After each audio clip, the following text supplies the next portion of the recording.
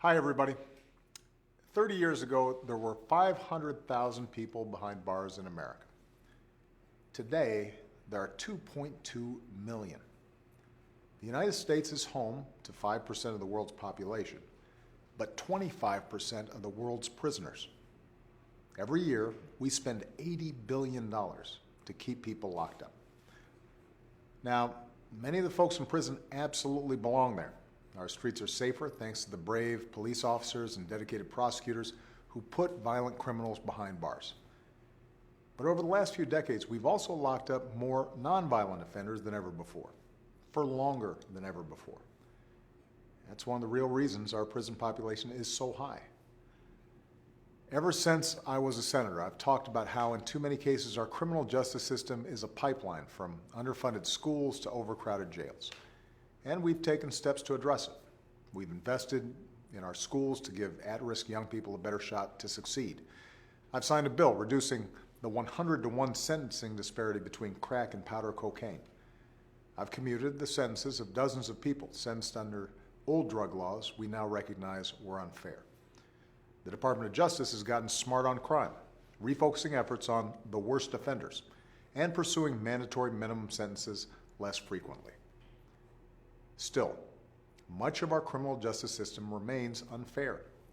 In recent years, more of our eyes have been opened to this truth, and we can't close them anymore. Good people of all political persuasions are eager to do something about it. Over the next few weeks, I'll travel the country to highlight some of the Americans who are doing their part to fix our criminal justice system. I'll visit a community battling prescription drug and heroin abuse. I'll speak with leaders from law enforcement who are determined to lower the crime rate and the incarceration rate, and with police chiefs who have dedicated their careers to keeping our streets and officers safe. I'll meet with former prisoners who are earning their second chance. And I'll keep working with lawmakers from both parties who are determined to get criminal justice reform bills to my desk. Earlier this month, Democrats and Republicans came together in the Senate to introduce such a bill, one that would reduce mandatory minimums for nonviolent drug offenders and reward prisoners with shorter sentences if they complete programs that make them less likely to commit a repeat offense.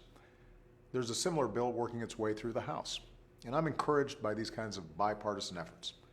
It's real progress, not liberal ideas or conservative ideas, but common sense solutions to the challenges we face. From the halls of Congress to the classrooms in our schools, we pledge allegiance to one nation under God with liberty and justice for all. Justice means that every child deserves a chance to grow up safe and secure without the threat of violence. Justice means that the punishment should fit the crime. And justice means allowing our fellow Americans who've made mistakes to pay their debt to society and rejoin their community as active, rehabilitated citizens.